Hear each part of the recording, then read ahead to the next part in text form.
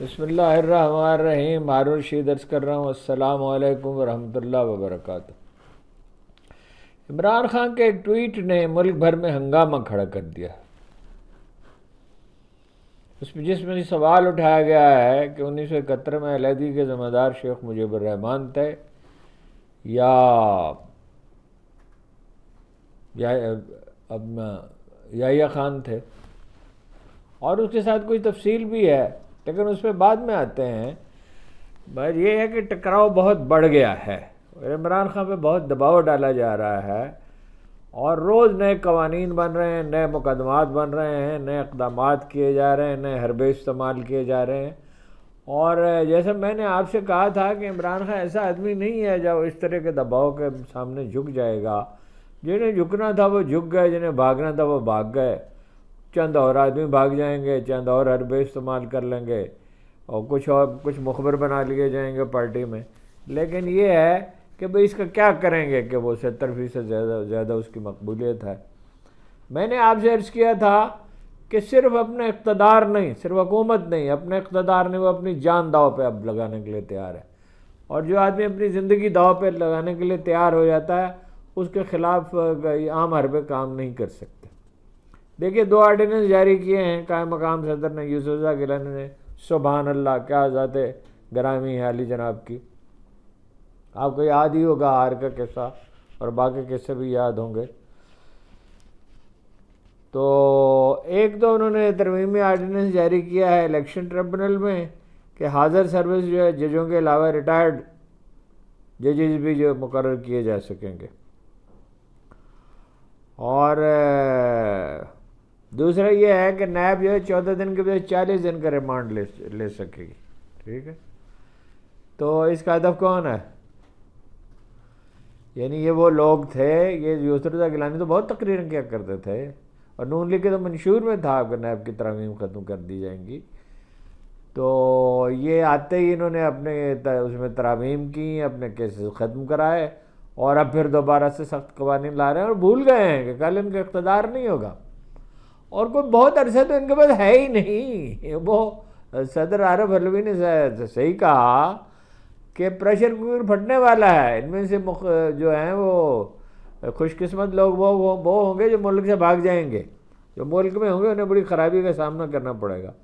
وہ صدر ہی میں نے انہیں کہہ دیا عارف علوی صاحب کو، مجھے یاد ہے کہ میں ان سے ملنے کے لیے جایا کرتا تھا غلام اسحاق خان سے، تو وہ جب جنرل ضیاء الحق کا ذکر آتا تھا تو ہمیشہ انہیں صدر صاحب کہتے تھے، پریزیڈنٹ صاحب کہتے تھے، صدر صاحب کہتے تھے۔ بہرحال وہ ایک موقع پہ انہوں نے یہ بھی کہا تھا کہ صدر ہے جا کے نشینت صدرست، تو وہ ان کی ایک حیثیت تو ہے دباؤ ڈالنے کی، اگر وہ سرگرم ہوں واقعی صحیح معنوں میں عارف علوی صاحب، تو وہ دباؤ تو ڈال سکتے ہیں۔ انہیں گرفتار کرنا آسان تو نہیں ہے، ان پہ کوئی الزام بھی نہیں ہے، کوئی مقدمہ بھی نہیں ہے۔ باقی خیر جھوٹے مقدمے بنانے پہ 2 سے 3 مقدمے عمران خان کو بنا دیے تو عارف علوی پہ بھی بن سکتے ہیں، لیکن آسان نہیں ہوگا۔ لگتا یہ ہے کہ لاہور ہائی کورٹ کے چیف جسٹس کی طرف سے الیکشن ٹریبونل کے لیے جو نام دیے گئے تھے،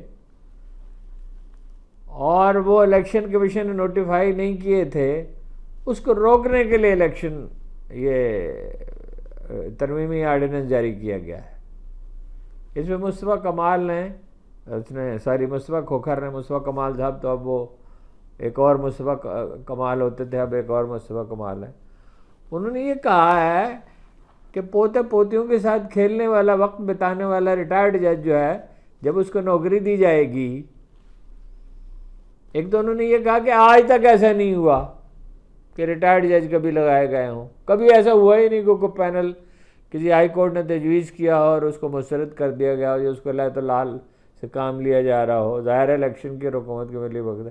ایک انہوں نے کہا کہ پوتے پوتیوں کے ساتھ کھیلنے والا ریٹائرڈ جج جس کو کوئی پوچھتا نہیں ہے، یعنی جس کی کوئی مصروفیت نہیں ہے، وہ جب اس کو ذمہ داری سونپ جائے گی تو وہ وہی کچھ کرے گا نا جو حکومت کہے گی۔ آج لاہور ہائی کورٹ نے ٹریبونلز کے اختیار کے مسئلے پر اپنا فیصلہ محفوظ کر لیا، اگرچہ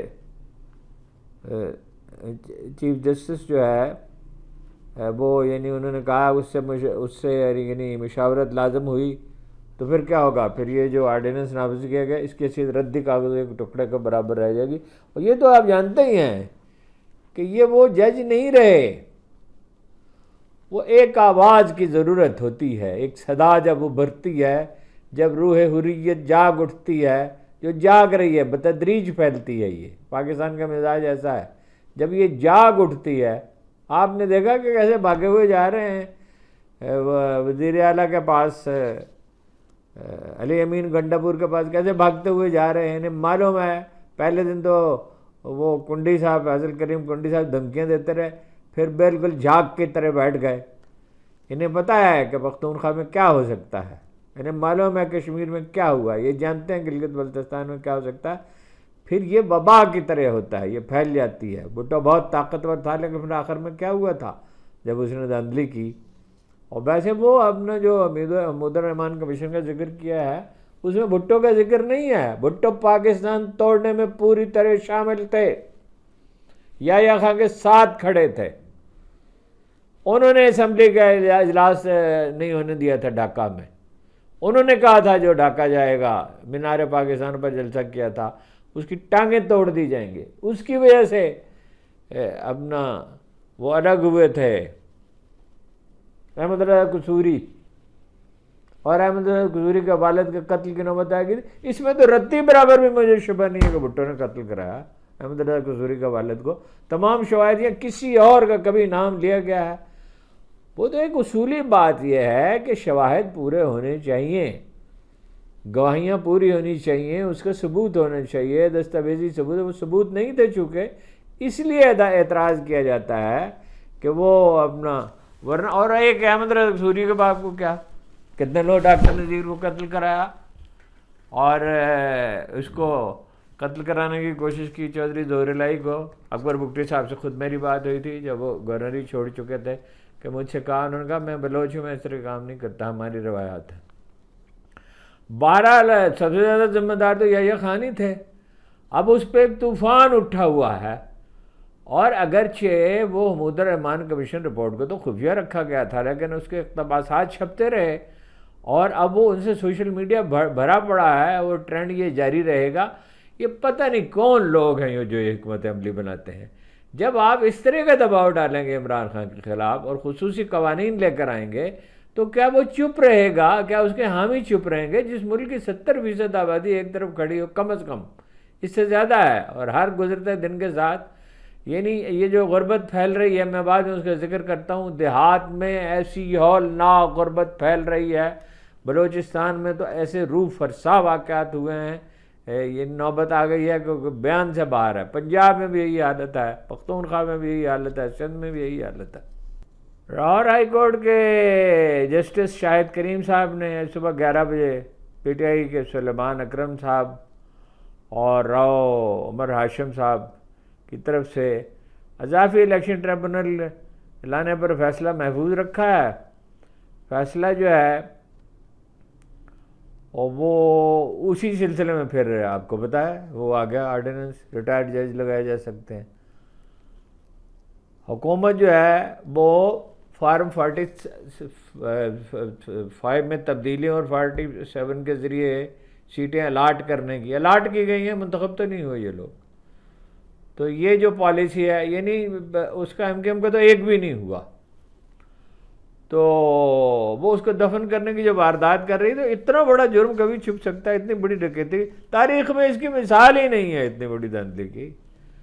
تو یہ اس کو اس لیے عارف علوی ٹھیک کہتے ہیں کہ پریشر کوکر پھٹے گا ڈیفینیٹلی. یہ جس طرف چیزیں جا رہی ہیں یہ تو کوئی نہ کوئی بڑا حادثہ ہوگا اس کے نتیجے میں. ابھی تو آرڈیننس آیا نا، اس سے پہلے پنجاب کابینہ نے منظوری دی عمران خان کے خلاف نیا مقدمہ قائم کیا جائے. کابینہ میں بھی کبھی یہ کام ہوتا ہے؟ کبھی سنا ہے آپ نے کہ کابینہ یہ بیٹھی فیصلہ کر رہی ہو؟ بھائی تو سادہ سا اصول ہے، کہیں کوئی جرم سرزد ہوتا ہے تو مقدمہ ہوتا ہے. اب شاہ محمود قریشی اس دن کراچی میں تھے اور 8 مقدمے ان پہ ہیں یہاں بھڑکانے کے راولپنڈی میں. ایک آدمی وہاں بھی موجود تھا، یہاں بھی موجود تھا. وہ صنم جاوید کا قصہ بھی یہی ہے. 5 مقامات پر وہ لاہور میں موجود تھیں 1-1.5 گھنٹے کے اندر اندر، اور پھر فوراً بعد وہ میاں والی میں بھی، قمر مشانی میں بھی موجود تھیں. اور کتنا 40-50 دن کا ان کا دیا گیا ہے، ریمانڈ دیا گیا ہے. کمال ہے. یعنی اس طرح کے 203 مقدمات عمران خان کے، اس طرح کے مقدمات آپ قائم کریں گے اور آپ یہ سمجھیں گے عوامی ہمدردی حاصل کر لیں گے. ہر آدمی جو خود فریبی کا شکار ہوتا ہے، اقتدار کا نشہ ایسا ہے، اس کا کوئی علاج ہی نہیں دریافت ہوا کبھی. اور یہ وقت مانگ رہے ہیں اس سے، عمران خان سے تھوڑا سا وقت دے دیں. سبحان اللہ، بھیک بھی مانگ رہے ہیں، دباؤ بھی ڈال رہے ہیں، بلیک میل بھی کر رہے ہیں. اس طرح ہوتا ہے جناب والا. شیخ وقاص اکرم نے اچھا تبصرہ کیا اس پہ. انہوں نے کہا کہ ججز نے ہمارے کیس تو سنے تو ہماری سیٹیں واپس ہوئیں، الیکشن کمیشن ہمیں باہر رکھنے کی کوشش کر رہا ہے. آج تک کبھی ایسے، یہ بات انہوں نے ساری بہنیں ان سے منسوب کر دی تھی، اور مصطفیٰ کھوکھر سے یہ بات انہوں نے کہ آج تک کبھی ایسا نہیں ہوا کہ ہائی کورٹ نے ججز کے ٹریبونل نامزد کیے ہوں اور ان پر عمل درآمد نہ ہوا ہو. تو آج تک ایسا بھی کب ہوا تھا کہ 17 سیٹوں لینے والی پارٹی جو ہے وہ حکومت بنا لے؟ یعنی یہ تو ظاہر ہے اس کے آف شوٹس ہی ہیں. عثمان نواز کھوکھر نے یہ کہا کہ آرڈیننس نہیں ہے، یہ سیاسی بدنیتی پر مبنی قوانین ہیں.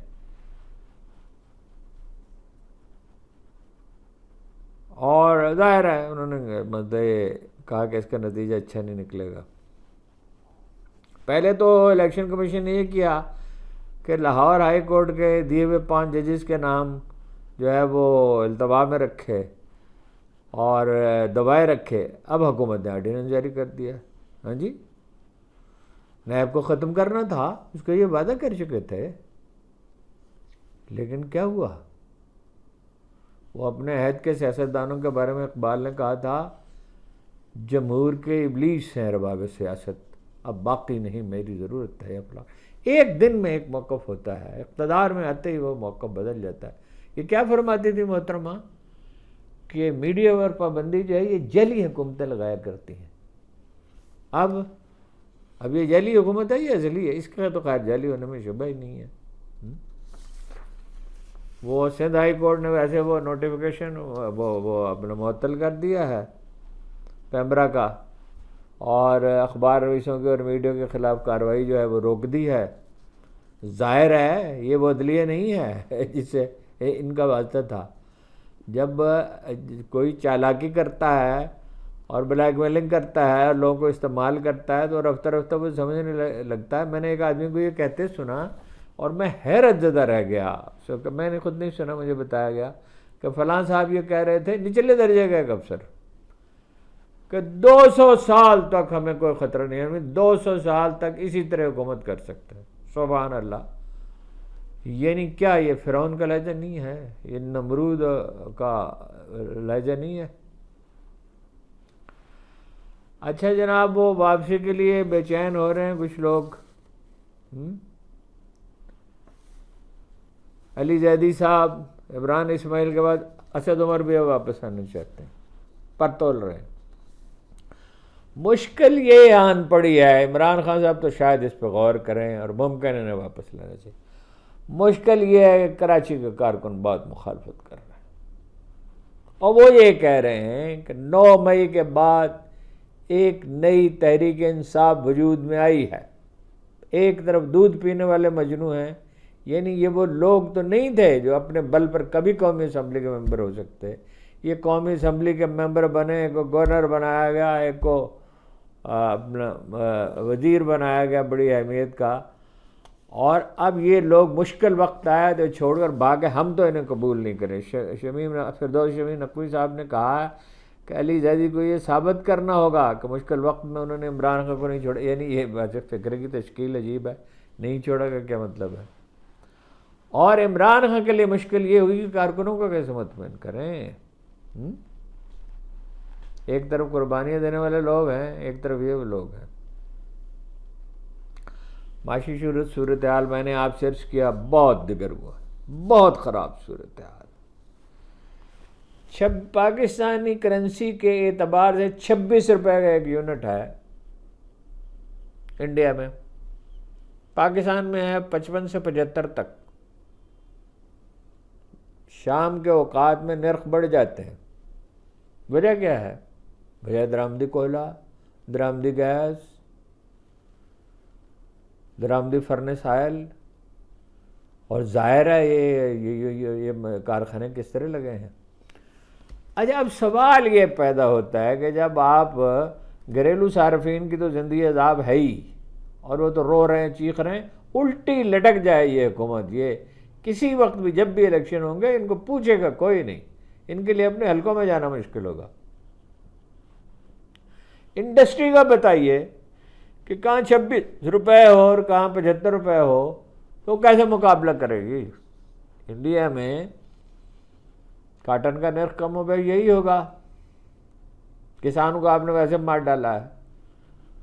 تو اب وہ جو اپنا 26 روپے خرچ کر کے کوئی پروڈکٹ بناتا ہے اور 75 روپے فی یونٹ خرچ کر کے پروڈکٹ بناتا ہے، تو کیا وہ مقابلہ انٹرنیشنل مارکیٹ میں کر سکے گا؟ کیسے درآمدات بڑھیں گی؟ درآمدی کوئلہ ہے، درآمدی گیس ہے، درآمدی فرنس آئل ہے، اس کے لیے ڈالر موجود ہی نہیں ہے. اور ہو کیا رہا ہے؟ یعنی بجلی بھی نہیں دے رہے، ادائیگی پوری کر رہے ہیں. 2,200 ارب روپے. تاریخ انسانی میں کوئی نظیر نہیں ہوگی اس کی. 41,000 کی کیپیسٹی ہے، 25,000 میگا واٹ میں بجلی پیدا نہیں ہو رہی. جگہ جگہ یہاں جھگڑے ہو رہے ہیں، پختونخوا میں اور جگہ جگہ جھگڑے ہو رہے ہیں، لوگ رو رہے ہیں، بجلی مل بھی نہیں رہی. بھئی جب آپ ادائیگی کر رہے ہیں تو بجلی کیوں نہیں لیتے؟ ڈالر نہیں ہے. ڈالر کیوں نہیں ہے؟ ڈالر اڑا دیے، برباد کر دیے، اللو تللو پہ خرچ کر دیے، اور کوئی ان کو پوچھتا نہیں، ان کی ساکھ نہیں، ان کو پیسے کوئی نہیں دیتا. آئے دن $10 بلین متحدہ عرب امارات، 10 بلین 20 بلین ڈالر سعودی عرب اور قطر اور فلاں، کوئی 200 ارب ڈالر کے ہم باتیں سن چکے ہیں. وہ کہیں آغاز کیوں نہیں ہوتا؟ کہیں انویسٹمنٹ ہوتی کیوں نہیں ہے؟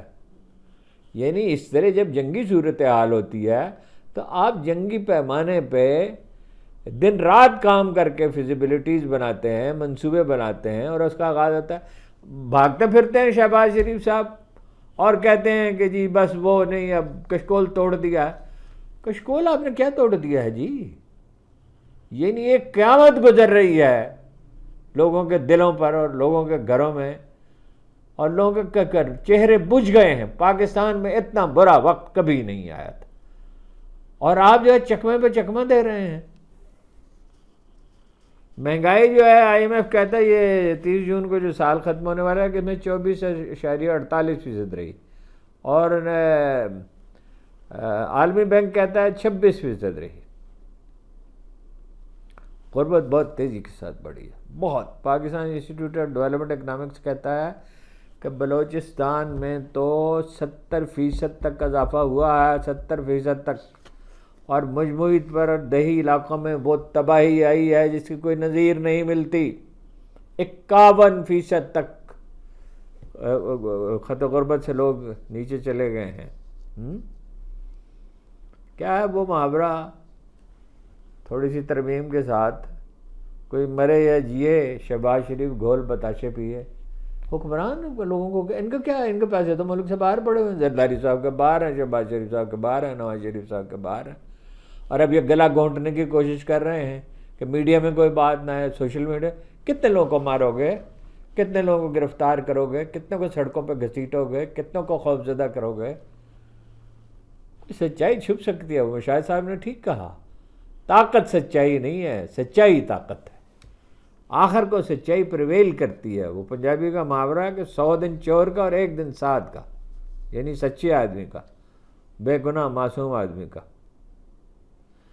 شبر زادی صاحب نے کہا یہی اکانومی کے زمانے میں میں کہہ رہا ہوں کہ سوال ہی نہیں پیدا ہوتا. اس سال 9400 ارب روپے ٹیکس جمع ہوا ہے تو اگلے سال کا 12,500 ارب روپے رکھا گیا.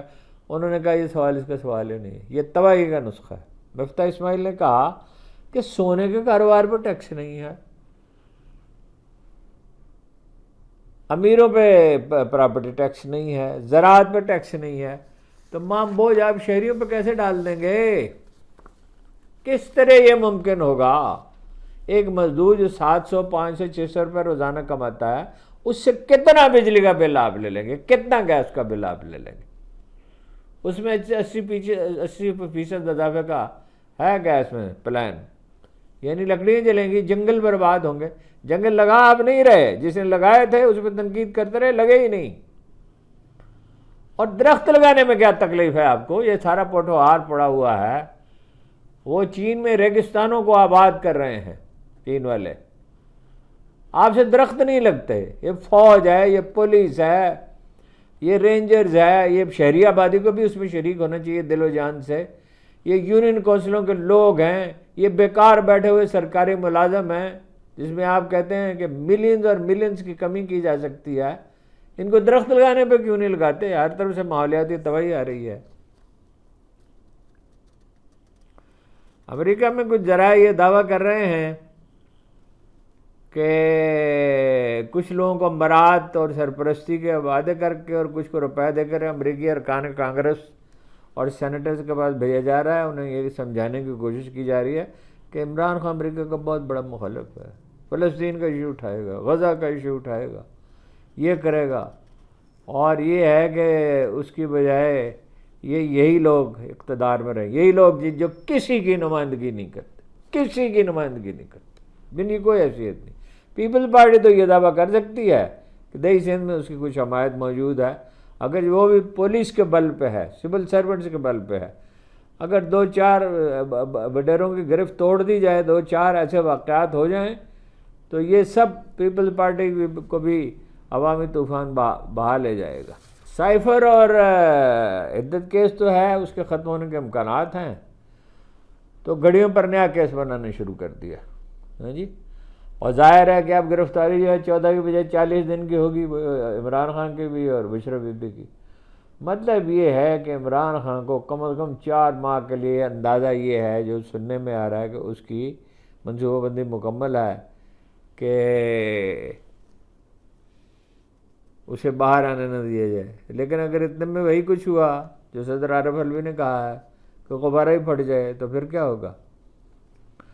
یوم تکبیر پہ عام تعطیل ہے. یہ ایٹم بم نواز شریف صاحب نے بنایا تھا, 28 سال کے بعد یاد آیا. وجہ کیا ہے؟ بوڑھے, بیمار, لاغر, مسترد, مریض. نواز شریف کا کسی طرح امیج نہیں بن رہا. آٹے کی بوریوں پہ تصویر چھاپ دی, اس کے نام پہ ادارے بنا دیے, کوئی سنتا ہی نہیں.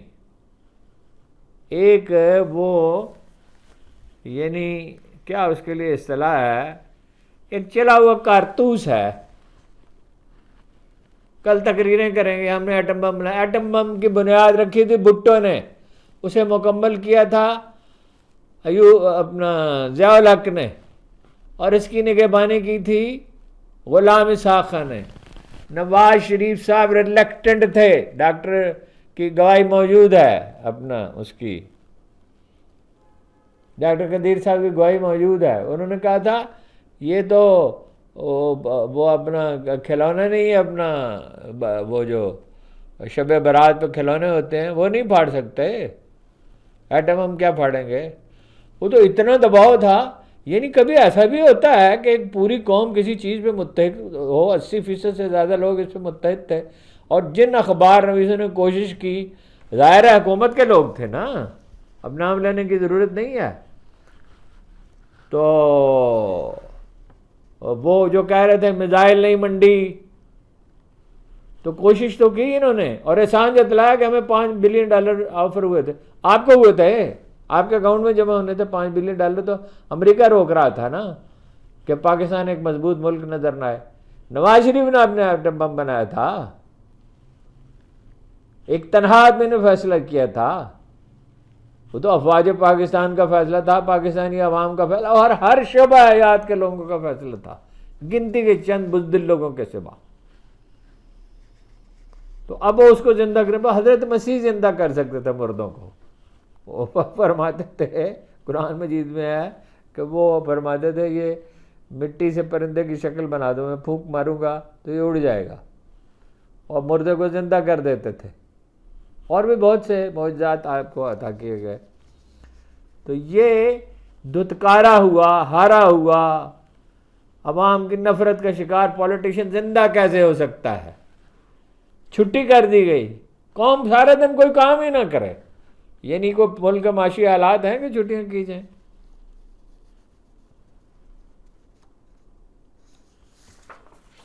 ضروری چیزیں تو یہی تھیں بھائی، معاشی صورتحال میں میں نے آپ سے واضح کر دی، ان کا کوئی مستقبل نہیں۔ میں آپ کو ایک بات یقین کے ساتھ کہتا ہوں، نون لیگ کو تو بہرحال دفن ہونا ہے۔